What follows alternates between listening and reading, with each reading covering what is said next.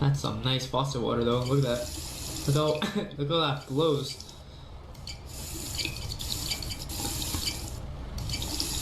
Faucet water, faucet water, faucet water, faucet water.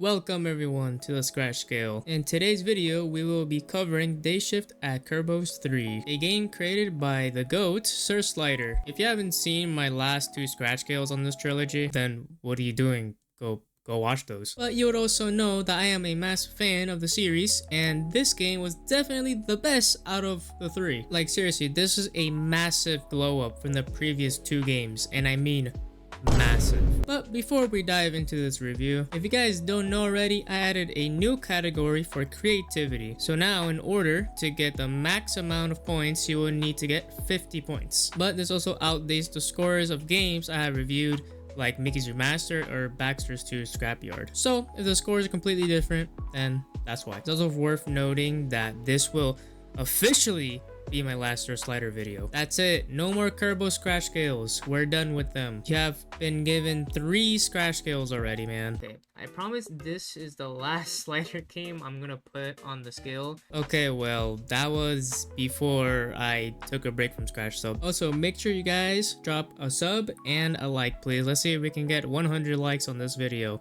Alright, with that being said, let's get on with the video.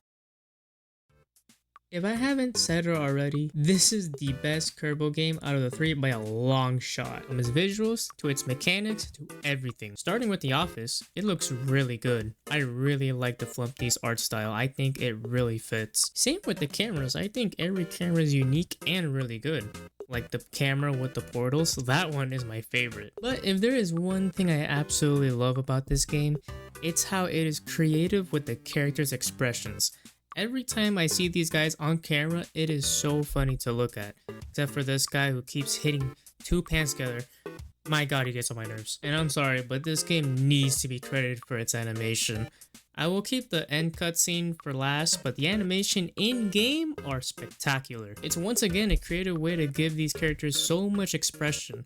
This is something I wanted from a lot of games I usually play, like in Candy's game review or Scratch battles. A lot of these games tend to have boring copied over animatronic sprites to filler them into cameras to save time, while Kirbo has been taking 2 steps ahead and creating each individual one for each positioning. And some of the cameras go as far as animating them. Like, the developer absolutely didn't need to, but I'm glad they did because it made these characters feel alive and have their own personality. Like Kirbo having a mood swing when the radio is on the wrong station, or Marks, who is super sleepy all the time because Bert gave him sleeping pills. But I am sadly disappointed about one thing. This one change impacted the game so much, I cannot believe Slider did not add him in. And it's the disappearance of Luigi in the office. I am so sad he didn't make a comeback from Kirbo 2. Rest in peace. Oh yeah, and the gameplay is very fun. There are a good amount of mechanics that you unlock throughout each day. On the left is the traditional FNAF door with the light. On the right is this cool keypad door which you can close by going to your notes and putting the code. Oh, and you can recharge both doors with the lever in front of you. The radio, like I said, is for Kirbo and you can change the different stations. The vent can be tapped in case there is a Kirbo in there peeking at us or something. And the cameras is the little alarm to stop the yellow Kirbo from smashing the pans. And finally, the green Kirbo can cause viruses on your screen. Okay, finally, that's all of them. As you can see, it is quite a handful of mechanics, and even then, there are still more at the end of Night 5. The main game itself is really fun. The nights start at 9 and ends at 4, and honestly, it works because it doesn't feel like a drag, nor does it feel like the nights are too short. But I was gonna give this game a perfect score for programming until I found one bug.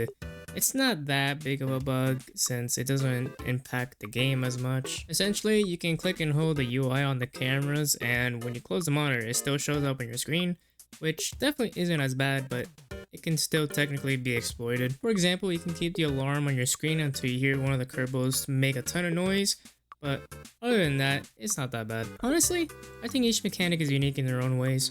Yeah, you can say the doors and overuse mechanics, but it is balanced out with the recharging feature. Not to mention, the gameplay can be pretty hard at times too. But even when I say you're going to die a good amount of times trying to figure out a strategy against these guys. Also, I like Bert. Bert is very cool. I wish we got more Bert in this game. It wasn't enough. Anyways, let's talk about night 6.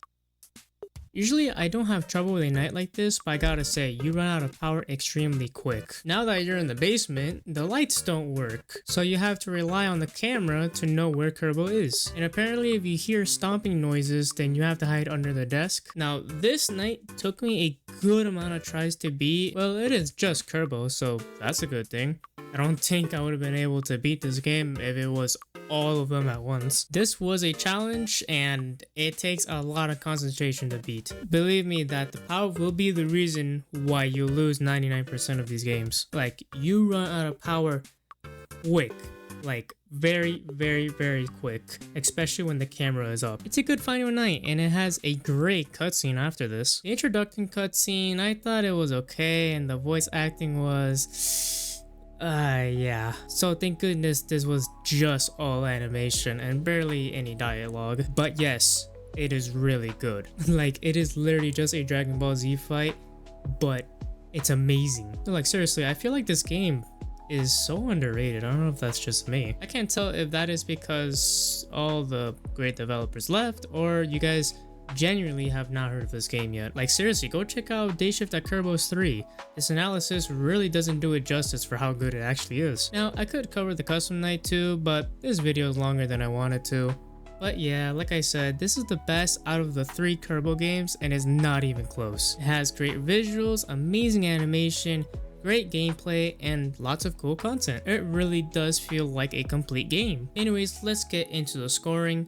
So I will be giving Dayshift at Kirbo's 3 a solid 45 points, which is an S tier. Hey, won't you look at that, the first Kirbo game to get an S tier, because the first 2 I think only got an A tier. So that's cool. So good job on finally getting an S tier for the series. Anyways, this game is great, guys. Please go check it out. Sir Slider said that this is the last of the Dayshift at Kirbo's, and honestly, yeah, I do think it should end here too. This game will be in the description for all of you to check out. Actually, in fact, I think I'm just gonna link the whole trilogy. I highly recommend checking it out. Anyways, that will conclude the end of today's scratch scale.